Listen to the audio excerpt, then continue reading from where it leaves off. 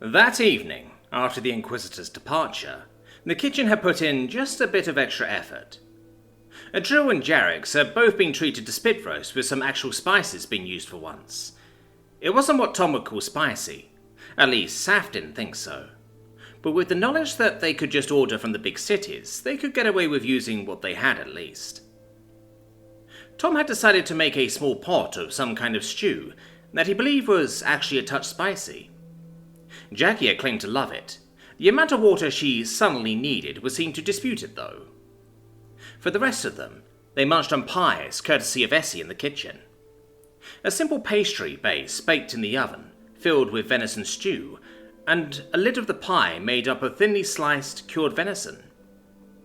Hindquarters in this case, woven into a square shape. It looked quite pretty, really, and Tom certainly seemed impressed. Saf's favourite still had to be the sweet corn served on the side, grilled on the same fire as the drills and Jarrus' spit roasts.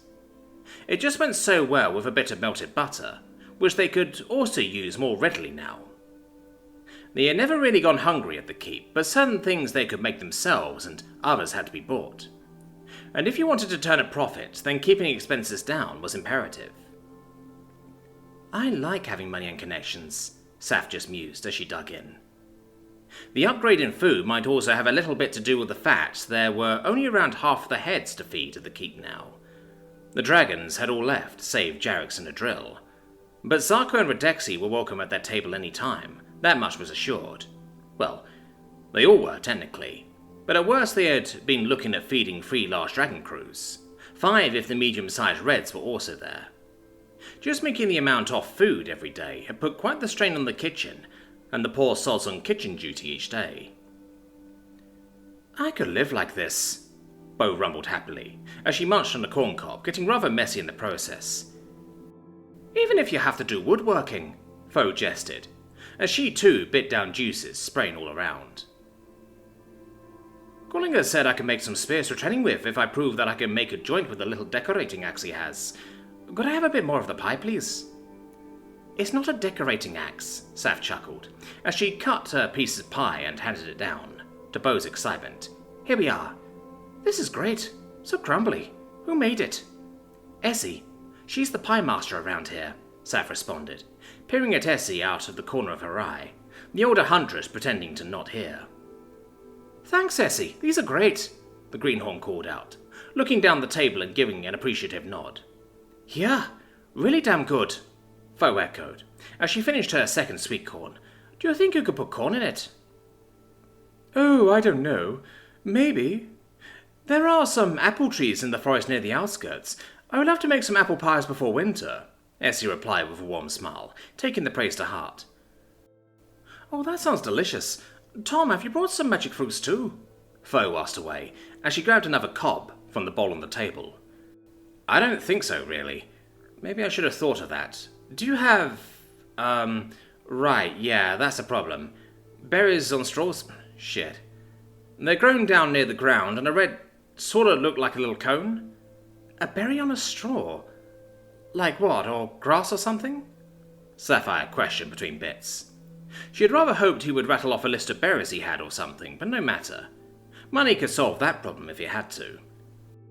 Is it like a long straw, or... No, it's a terrible word name, really. It's like a tiny little plant, like this biggish, Tom went, holding up his hands, and they grow in patches spreading almost like weeds. Sounds almost like grassberries. Those are green, though, Bo replied thoughtfully, scratching her chin with a finger claw. Do they have the seeds on the outside? Essie questioned, taking an interest and leaning in over the table a little. They do, actually, Tom affirmed, clearly in thought as well. Are they only green? I remember seeing some red and white stripy ones at a market years ago, Esmeralda said merrily. They weren't really sweet, but had an almost mint-like taste to them. Okay, that we ain't got for sure.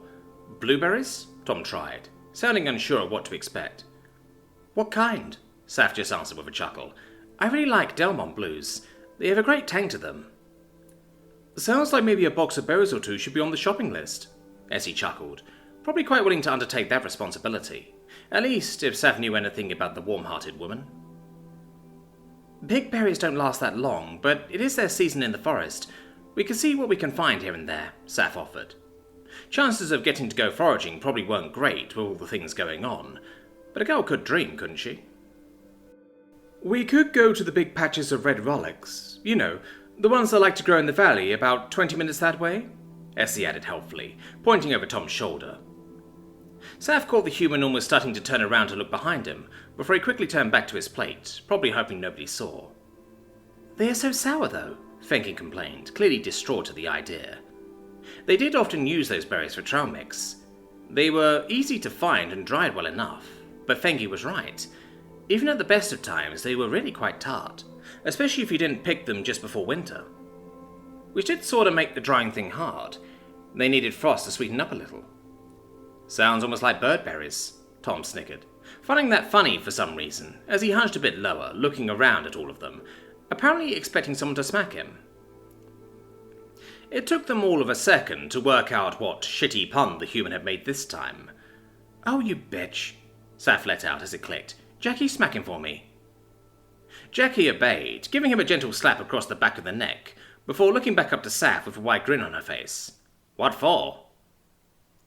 They all had a slight chuckle at that one, as Tom rubbed the back of his head excessively, pretending like that had hurt. "Damn birds peck around here. Maybe it should be Jackie the Seagull instead." Jackie rewarded him for his insolence with another gentle slap across the back of the head, to which Tom replied by letting out a hilarious squawking sound. It sounded more like that goose that Foe had caused to hit a tree flat out months back. Oh, that was a funny noise now, wasn't it? "Seems we found the bird, anyone got any feathers?" Saf questioned, looking down the table. Much to her disappointment, the hunting party didn't actually have a feather between them at the moment. Luckily, Jackie improvised and put a fork sort of into Tom's hair, which looked like it wouldn't stay there very long. "The rare iron-crested dumb bird. Only seen in the wild near areas of extreme heat with a chance of boom." Tom seemed to accept his role and let out another squawk, which caused the fork to clatter to the table. Tom put on his best distraught face and stared at the lost fork with nearly genuine sadness in his eyes. "Ah, shit. I guess I just kicked the bucket." "I guess we get his ass for dessert then," Foe piped up, brandishing her utensils and licking her chops. "Ain't nobody eating my dumb bird except me," Jackie let out, pulling Tom into a protective embrace and holding him away from the greenhorn. "Help! Help! I'm being oppressed!" Tom squawked in alarm, sounding about as disingenuous as Saf thought possible. No, Tom, you can't oppress Dinner. Now be a good boy and don't squirm too much." "I'm not Dinner. I'm you all's Payday," Tom protested, putting on a pouty face as he struggled a bit to no avail before giving up. "Can I bribe my way out?" "Oh, I don't know, sweetie, can you? I think we all have a lot of coin coming down from upon high. It's going to be very expensive."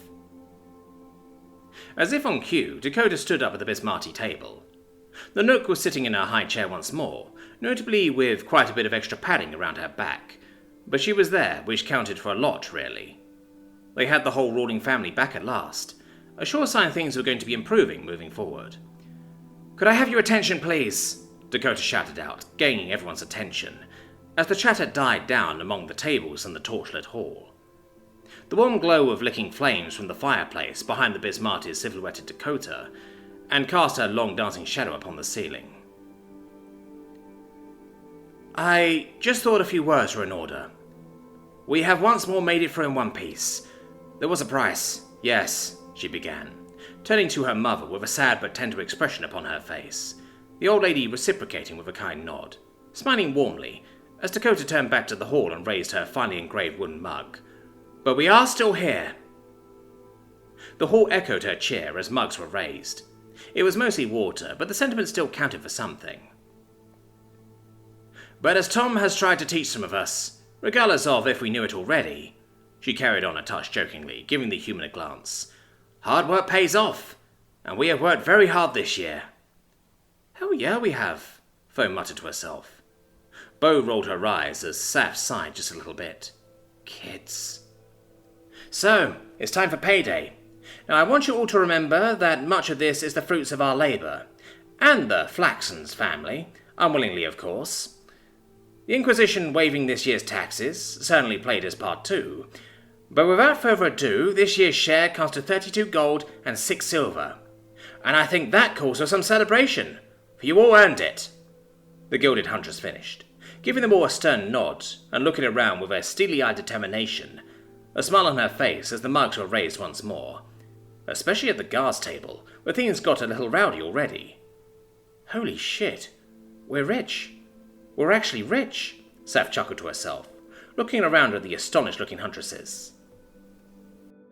Saf hadn't known exactly how much money they would be talking about, but this was so much more than she had hoped for. This was several years' worth of wages for some poor fucker that still had to pay for his own food and roof. Tom had leaned back against Jackie to revel in all the expressions as the final number was revealed. Jackie had done much the same, the two of them savouring all the dumbstruck expressions and gawking grins that spread all around. It would seem the secret had in fact been kept, which sort of surprised Tom if he was being honest. Even Essie seemed to be taken by complete surprise, with her suddenly turning to stare at Kakashi across the hall once she had recovered from the initial shock. Fengi had promptly spat out some water she had been drinking. Her attempt to remain calm and composed only resulted in said water coming out her nose too. Tom wasn't sure why she bothered. Maybe she had been scared of being disappointed or something, but it did look damn funny. It had been rather hard to work out just how much money they would actually be talking ahead of time. Tom sure hadn't managed to guess it right. He knew it mattered a lot to her.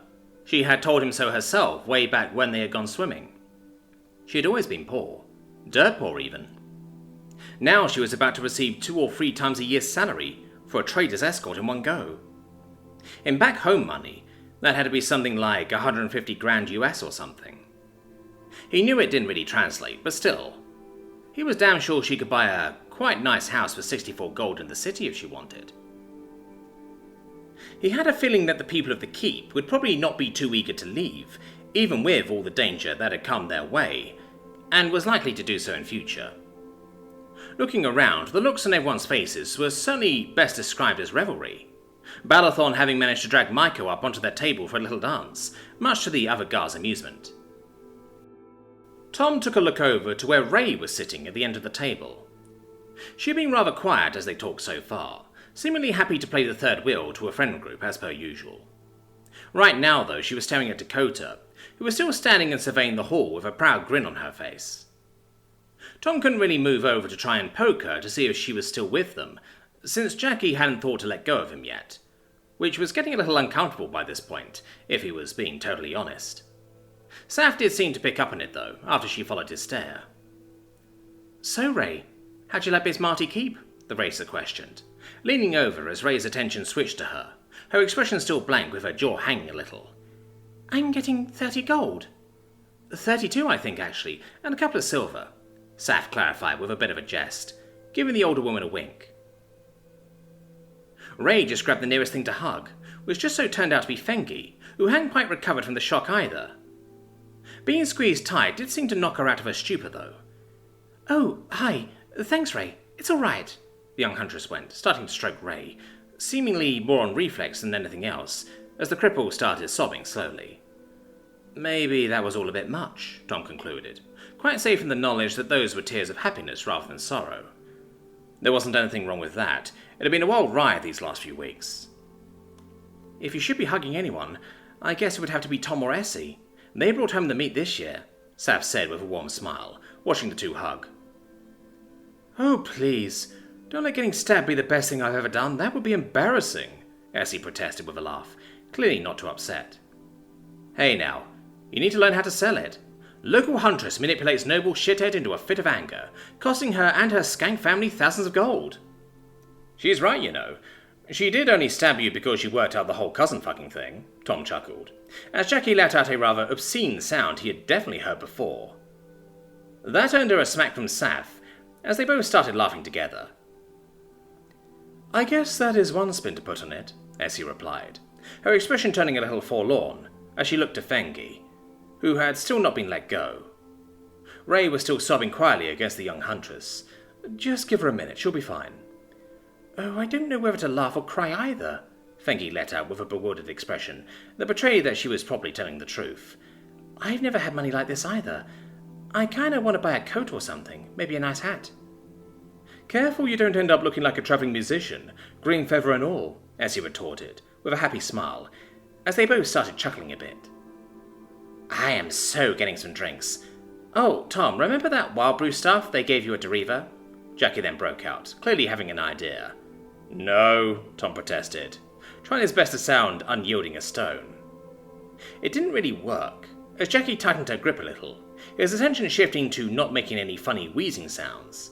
Oh, come on. It sounded like fun. Jackie, you high on a bottle of hallucinogens and likely hyper from the sweet stuff you would mix it with is probably the most terrifying thing I can imagine having running around the keep. Saf also protested, Tom sighing in relief that at least they hadn't ganged up on him. Worse than a dark night? Jackie countered, tilting her head and looking to Saf. Definitely. I concur, Fengi added, raising a hand before going back to petting the slowly coming Ray. Trying to catch him after he got all oiled up is the hardest thing I've ever done. It was just impossible without digging your claws in. I appreciate the restraint. I would rather not look like a... cat scratched me to shit, Tom replied, not remembering if there was a name for those here. What's a cat? Bo questioned, seemingly having missed the chit-chat on that particular small murderous fuzzball. Think part hot water bottle, part mini murder machine. Great for mice and rats. And scratching you to shit. I want one, Fo added in, raising her voice a bit over everyone else. There's probably some around here somewhere. Don't you guys have rat problems and such? Sure do. In the cities, especially the not-so-nice part, Fengi answered, a hint of reluctance in her voice as Ray nodded her agreement. I will never have to eat rat again. Damn right. Or whole bodies after winter, Fengi echoed, her stare growing long and empty. I didn't think I would make it through the last one before I found that warehouse, Ray carried on, her weeping coming to an end, though she refused to let Fengi go. That stupid pile of boxes might just have saved my life that year. Is that so crazy? A clumsy black with a heart of gold trying to play city guard saved the rest of it, Fengi joked, eliciting a slight chuckle from Ray. I guess so. Is Tiguan coming back from Deriva before winter? I don't think so. I believe they have a lot of work to do getting ready for winter. But we'll have a get-together in spring, I'm sure, Saf replied optimistically. Maybe Tom has an idea for that. Spring sounds like it's your specialty. I might have some fun during the winter, though. Jackie found that quite amusing, letting out a burst of raucous laughter and letting him go. Oh, you know it. Jackie! Essie tried scolding to little effect, as Tom took the chance to sit back up again, stretching a bit after being stuck in that really rather uncomfortable position, only for Jackie to grab him by the chin and force him to look at her. See, this is the part where you don't eat me, Tom tried to joke, as she stared into his eyes, a slight smile creeping onto her face.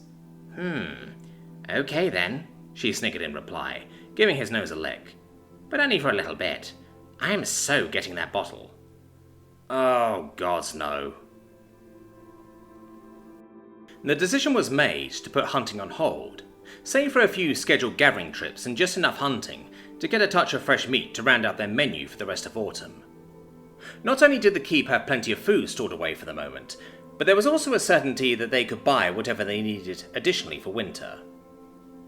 By the sounds of it, most everyone in the keep had plans to order some luxury goods, many of the edible variant.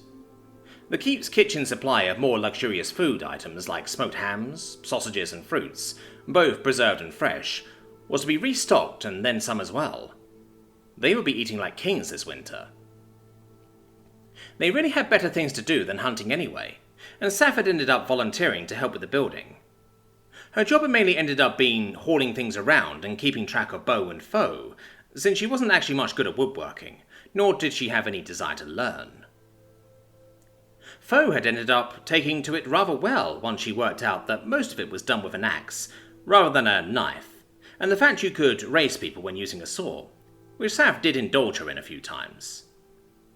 Bo had been less enthusiastic, but she did at least have a good enough mind to be able to understand what it was Collinger wanted, and her patience came in quite handy more than once. Saf, quite content to leave them to it, of course also took what chances she had to keep Fengi company. It just so happened that every now and again, that led to the two of them standing around watching a drill do the work instead, but really who could blame them? She was so much better at moving things around than Saf. The last of their dried wooden beams from storage were used for making the bunker framing, and the dragon had then merely filled in the area around it, resulting in a mostly finished bunker. Corlinger just needed to get around to making a door, and maybe some shelves for the inside at some point. Next up had been the warehouse foundation, which they just about got started on the day after the Inquisitor left. By day 2, it had also been coming along rather nicely, but there was a lot of planning to be done, and a lot of deep holes that needed to be in just the right spots. The dragon had settled into a sort of quiet brooding as she worked, only punctuated by irritated outbursts when something became too much. It didn't always take a lot to set her off, really. A rude comment by someone, a bit of dirt sliding down so she would have to fix it, or, rather more amusingly, when a drill had let out a roaring shout at Foe, who had walked along the edge of the foundation for the warehouse and caused a mini landslide. The Saf had let out a repressed snicker as the greenhorn damn near took off on the spot, hurling herself clear of the whole building site with a powerful leap and beat of her wings, before coming back tumbling down in the long grass next to where they had been working. There she lay for a bit, flailing around like an idiot trying to get back up again before the perceived threat could end her, swearing viciously all the while. A drill hadn't actually moved, nor did she seem to find the situation overly funny. She had just stared hatefully at Foe, as she finally got back up to her feet and ran off. Then she turned to look at Fengi, who had been rather startled by the outburst, to ask if she could go fix it, so they could be done with it. Fengi had nodded at first, leading to the dragon just staring her down until she got some words out, allowing the dragon to get on with it. Adril had then proceeded to carry on with her work, which she was rather swiftly getting better at. "We might have the pilling holes done by dinner at this rate," Saf tried with forced optimism, as Fengi still hadn't moved after the dragon had gotten back to work. "I guess," Fengi let out, uncertainty clear in her voice as she took a step back and leaned in to whisper, "Should I do something? That wasn't very nice." Saf took a second to ponder, glaring at the piece of shit dragon. "Nah, that'll just make her hate you more, and Foe was being an arse." "Okay, but only because Foe was an arse," Fengi replied, letting a very low and cautious chuckle creep into her voice, almost like she was scared of it. "Definitely," Saf agreed with a nod. Adril's head turning just a touch to let her one eye look back at them. "I guess I survived then. Damn it." Fengi didn't seem to notice or care. She probably knew the dragon could hear them just fine, and it was just Saf being an idiot. Either way, Fengi kept standing there before leaning in for her own whisper. "What are you going to do with all your money?" "Nice food and drink," Saf replied. She would be lying if she said she hadn't spent some time at night considering it, but there were so many options, and she didn't have a clue what most of her options cost, really. Maybe some new jewelry. "Yeah, I want something in gold. I always dreamed of having just a bit of it to show off. Do you think I could get away with a horn ring, or would Dakota be mad?" "As long as you don't get a golden crown, I think you're fine," Saf sniggered, tapping Fengi's copper huntress crown. "Right," Fengi chuckled a little nervously. "A ring with a gem in it would be really cool too." "It would, yeah. I guess I should get one with a sapphire eye." "That would be quite funny. Think your mother would ever have believed you would have sapphire jewelry one day?" "Hell no," Saf replied, turning a touch solemn and remembering how her parents had lived. Cramped, poor, and worked to the bone for food and shelter. The life of an overcrowded keep with too little or too shitty territory. "I don't even think she made it past copper. Dad did at least make silver in the guard, though. He had a bit of a silver in his helmet here," she replied, running her finger along the side of her snout, where the lower edge of the helmet would be. "I thought it was so cool back then." "Same. My mother, I guess, had some nice jewelry back when I was little. I do remember some of it. By the time I was growing up a bit, though, she had sold all of it to pay for the orphanage."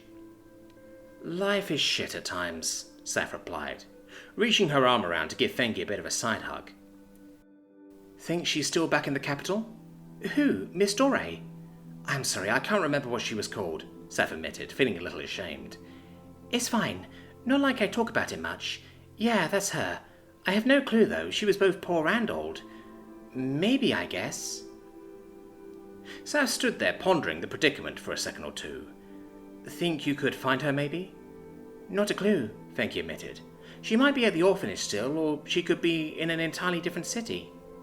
Fair. But maybe you could get someone to go check. We can make calls now, you know. It took a second before Fengi turned to look up at Saf, the idea seemingly clicking for the young huntress. You're a genius, Saf, she let out, a smile of pure happiness shining from her face. If she's still there, I can pay her back. Well, at least something. Damn right you can, Saf echoed, turning to look up at the small keep. From down here, though, it seemed awfully big as it sat atop its rocky purchase. Damn right we can. Fengi interrupted Saf's reverie with a poke to the side, pointing to the stairs where Ray was coming down with a pair of buckets. Probably dirty water to throw away or slop for the animals. What about her? Think she needs a hand? Probably. I mean, she lived a normal life once. I'm sure she remembers what money can get, aside from food and a roof over your head.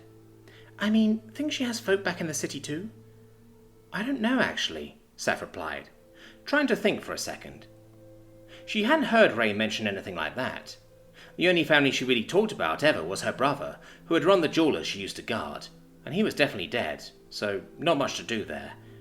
I don't think so. I guess she's got it all to herself then, eh? Fengi tried with fake optimism. I guess. I hope she spends it on some clothes and jewellery. No need for fakes or copper. Gold and silver jewellery. I think it'll help her a lot to look like she's, well, worth something, Saf sighed. Don't say it to her like that, Fengi protested, as Saf shook her head.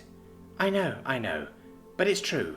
I mean, the clothes we gave her are nice and all, but I think they should be good. Fingers crossed, as Tom says.